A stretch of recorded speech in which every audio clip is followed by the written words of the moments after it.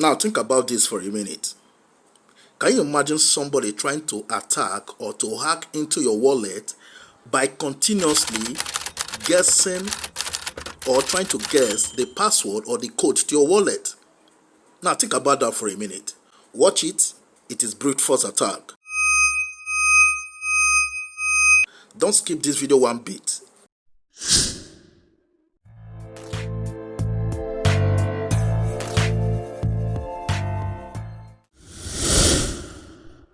If you're an existing subscriber, I want to say thank you. You guys are amazing. And if you're a new subscriber, I want to say welcome.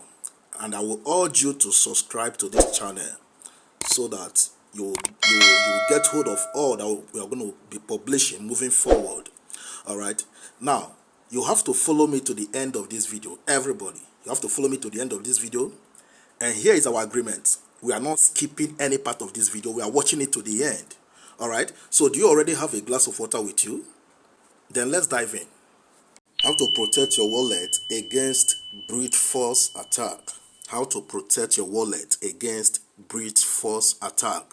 An attacker is after your data. He's looking to steal your data. He's looking to steal your digital currencies in your wallet. What is brute force attack? Brute force attack is the method an attacker or someone who happens to be an attacker uses in cracking your password or your code. The code to your wallet or the password to your wallet or to any digital wallet you have. The method they employ to crack that password or that code, which requires them to continuously try every possible character combination until they finally arrive or discover the correct one. Okay, so they keep trying, they keep guessing your password, they keep guessing your code, the code to your wallet. They don't give up easily. They don't. This method, though, requires a lot of labor and it is also time consuming.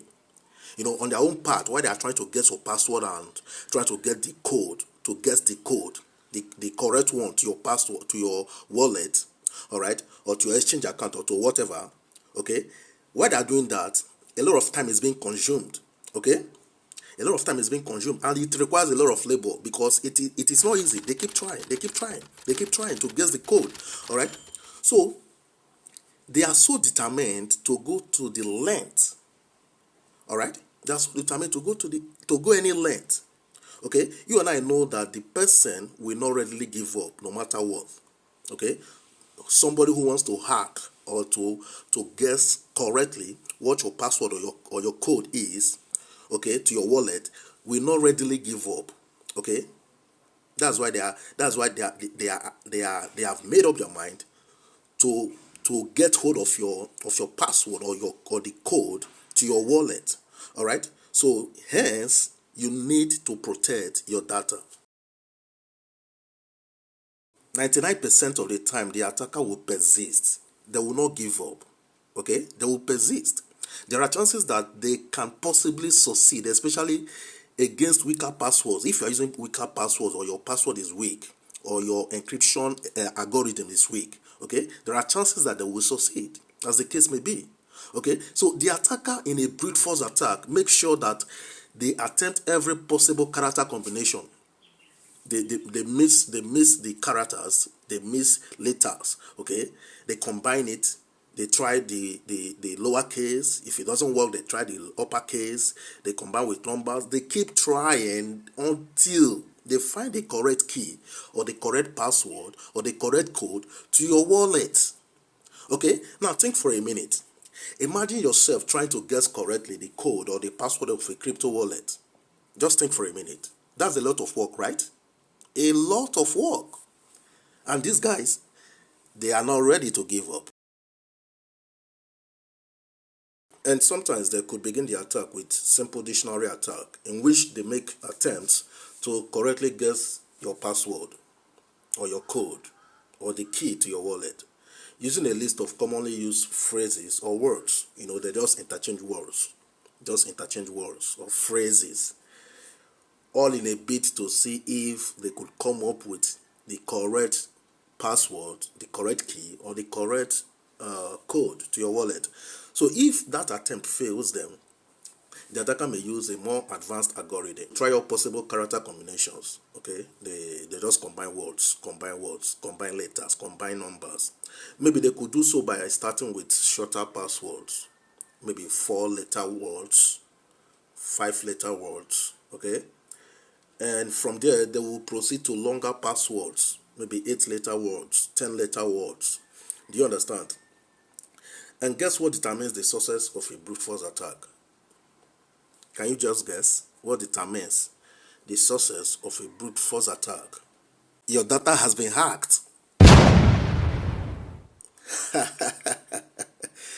Guess what determines the success of a brute force attack? Number one, the resources available to the attacker.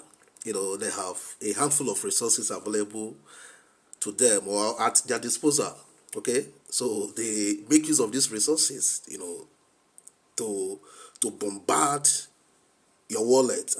Try to get access to your wallet. All right. So secondly, sometimes the second success determinant that they use is the speed of their computer. Okay. The computer they use in accessing or trying to hack or to attack your wallet. Okay.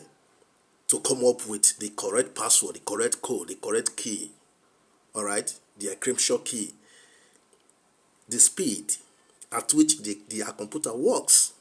Do you understand? Then thirdly, the length and the complexity of the password or the encryption key. So these are what determines the success of a brute force attack. Do you understand? Take for example, if a password is only made up of only, let's say, 4 lowercase letters. Okay? Are you already thinking what I'm thinking? Are you already thinking what I'm thinking? If a password is only made up of, let's say, four lowercase letters, then such a password can be cracked now, right?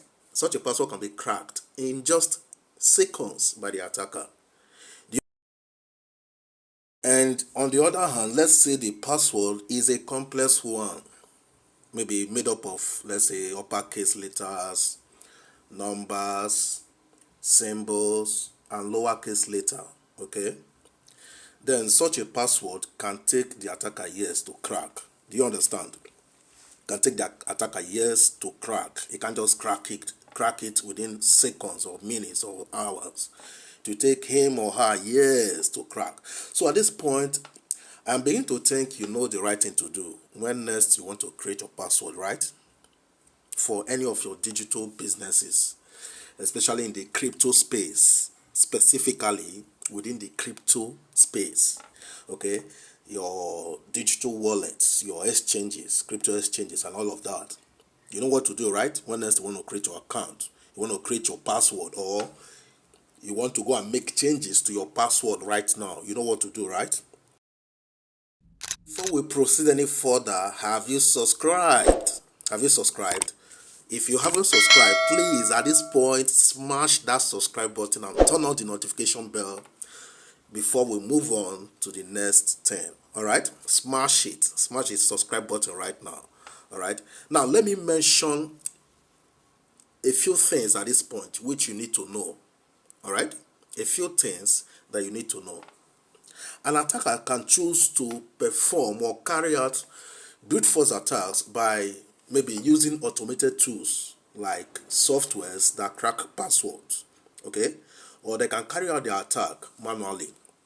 They could either use automated tools, for example, softwares that can crack passwords, or they run it manually. They run their attacks manually. Do you understand? So based on what I've said so far, we can safely and correctly say that brute force attacks can either be carried out manually, right?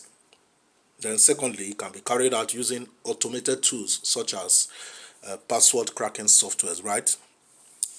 Now, another thing you need to take note of is the fact that attackers can also use distributed computing or botnets in some cases to distribute the workload to protect your wallet against brute force attacks. Let me ask you again. What do you have to do to protect your wallet against brute force attacks? Well, you have to make sure that you make use of strong passwords and encryption algorithms that are resistant to such attacks. Okay, so you make use of two-factor authentication. Okay, then longer and more complex passwords could also be of help. All right, then you limit the number of times you attempt login. Do you understand? Also, you could implement rate limiting or lockout mechanisms, such that like it's like a timer, like in the next let's say 30 seconds, lockout lock me out of my account of my wallet. Okay, so automatically it limits your login.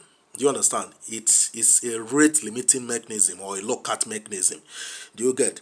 So you make use of all of this in order to protect your wallet against prevent brute force attacks. Well, this can be achieved when you combine a number of security measures and implement them.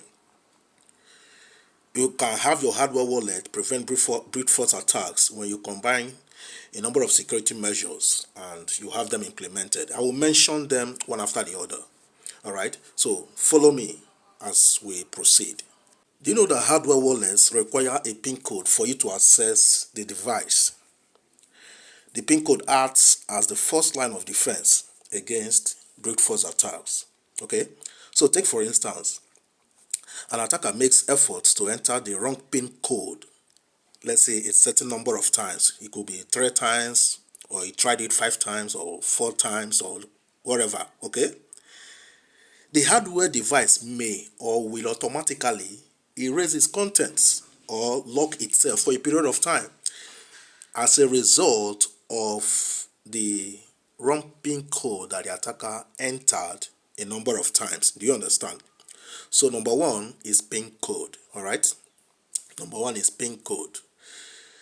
Regarding the question, we are answering the question: how does hardware wallet prevent brute force attacks? Okay. So number one is PIN code.